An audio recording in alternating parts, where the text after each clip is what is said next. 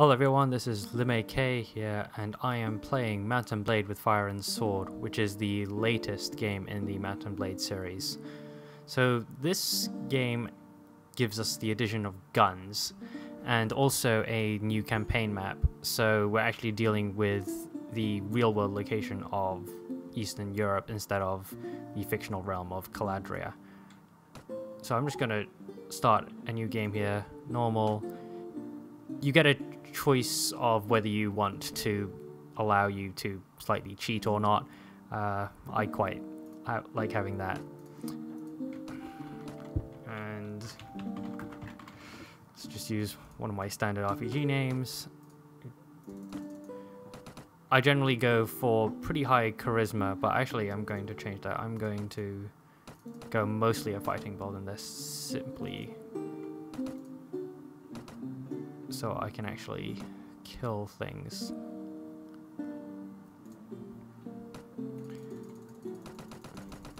Just for this. But I'll normally put all my points into charisma so I can actually build as big an army as possible. And I generally think that's the best way to play the game. Other people will probably disagree with me, but this is the character creator, and you can probably see, if you're not familiar with Mount&Blade, this game doesn't look so good. It looks kind of old and rubbish, but it plays incredibly well, and like there are parts of this that can look good. And there are a few graphics mods out there. Probably the most important one out there is the Polished Landscapes mod, which was released for the original Mount&Blade and Mount&Blade Warband. So if you want to play either of those games, just go download that. And yeah, that looks good enough. So it throws you right into the tutorial when you start the game. And don't expect there to be that much more tutorialing other than this, because this is just a short tutorial. That fence is blocking your way.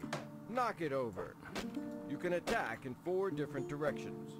Move the mouse up, down, left or right, while clicking the left mouse. Good. Now on to defending. Defense is controlled by the right mouse button. To defend effectively with a weapon, wait for your opponent to commence. That guy ahead looks like he's up to no good. You better use your nose. Excellent. Looks like there's more fighting. So I'm just going to breeze through this tutorial and let the guy talk about how the gameplay systems work. But basically, I'm moving the mouse in the direction I want to swing, so I want to do a backhand. I move the mouse to left, then hold down the left mouse button to actually do a slash.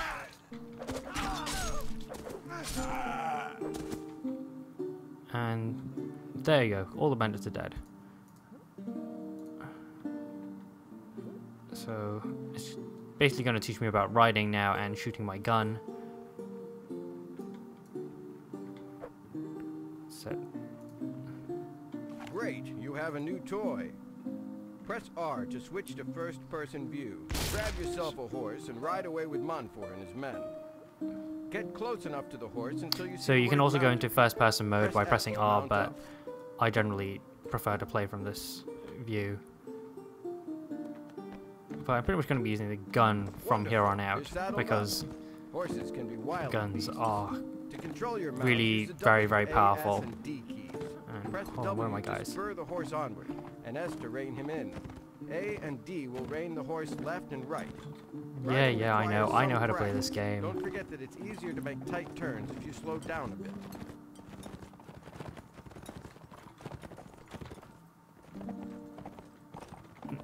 Now, the reason I started a new game instead of jumping, later into, Look, more enemies on the horizon. the campaign Time to mode put your is sword that and I wanted to pistol show you to how You can bad scroll up with the mouse it is wheel at to explaining switch between stuff. your weapons.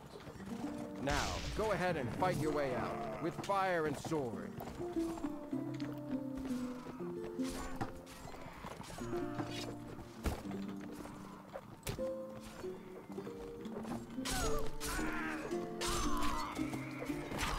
Yeah, that was much easier.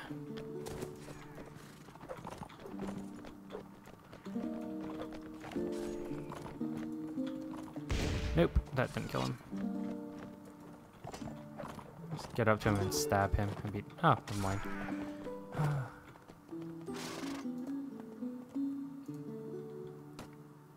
So you come across characters like Clement and other lords and kings while you play the game. But yeah, here's the start of the game. If you aren't familiar with Mount&Blade, this will make absolutely no sense to you.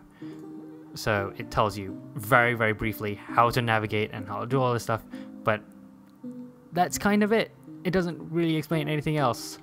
So there are other places tutorializing. So you got your quest log here. It says go visit this village and talk to the elder. So this will help explain some of the mechanics of how it works, but basically what you have are all the towns will have these elders that you can say, tell me what's going on, let me do some quests for you, and so on. And also lords you come across who carry armies for each of the various nations. That's not what I wanted.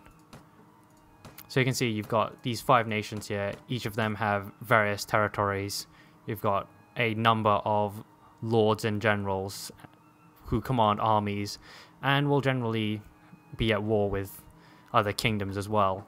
So the big thing in this Fire and Sword is that there are faction-specific storylines to go through, and it's a little a little weird how you get to them. You can there are lines that you can basically stumble upon and do, but basically if you walk up to a lord and say, can you give me a special mission, you might start the quest campaign for that.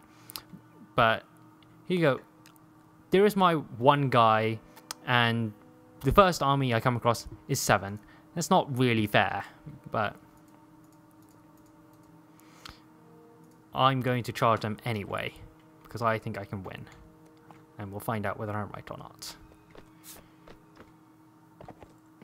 That sound that was whizzing by my head was a bullet. So let's find the guy that actually has a musket and kill him. Ow.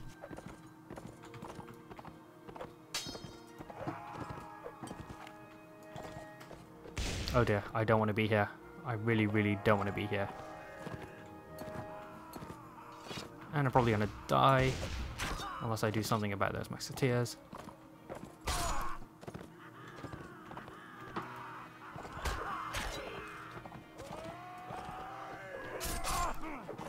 This is going pretty badly.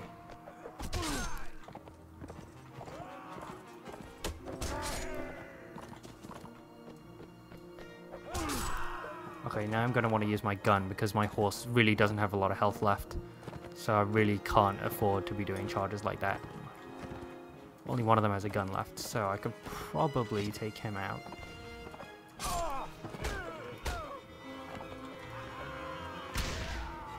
Right. Oh, no, there's 2 of them with a gun left.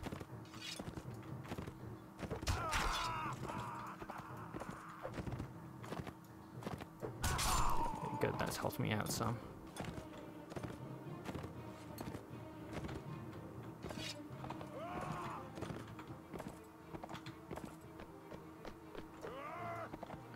Right, that's the last one with a gun. Now I'm just going to run away from him and reload my gun and then shoot him in the face.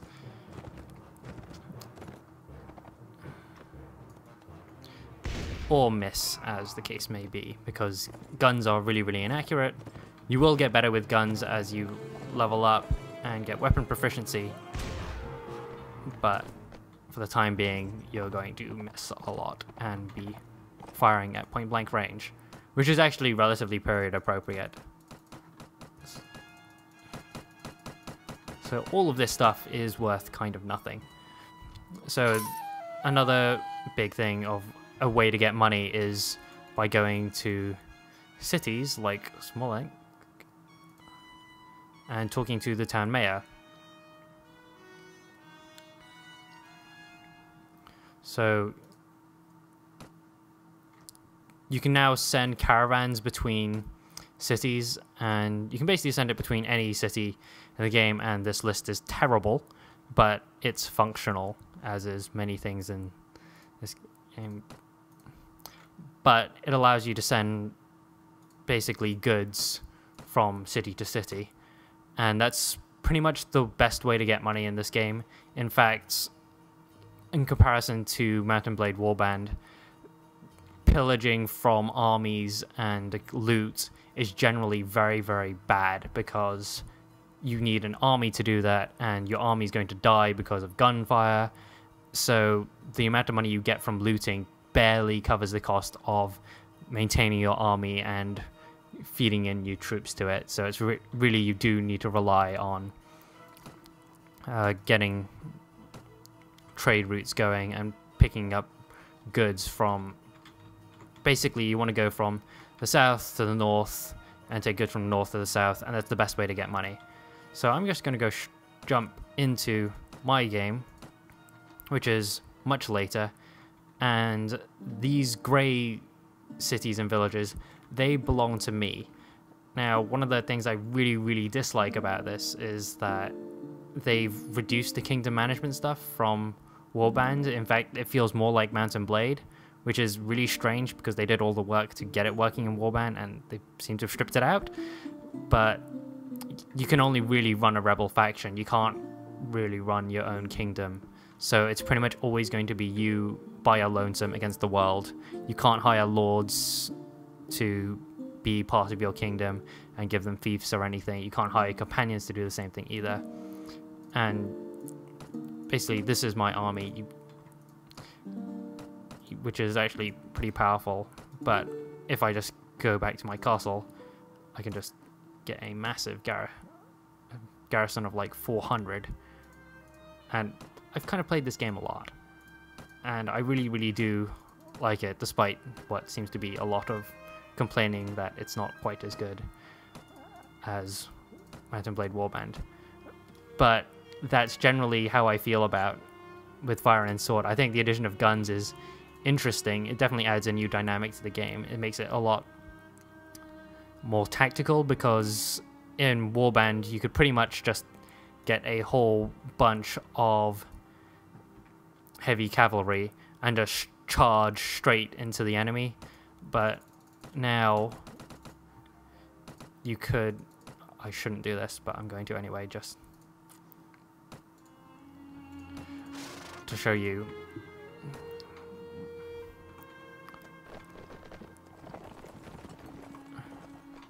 So I've basically asked my guys to hold position, and we're basically going to gun them all down. So you can see there in the bottom left, like, one guy's already dead. And we're slowly just going to murder all of them before they even really do anything to us.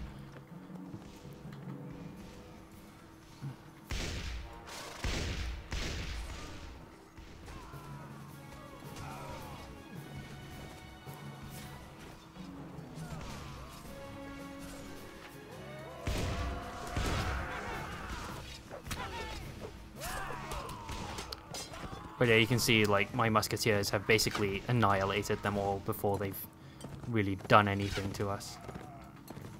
Ow.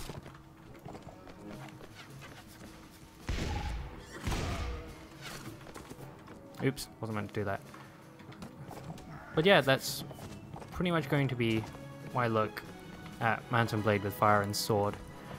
I'm pretty much just going to keep on playing from here on out. So, see you guys.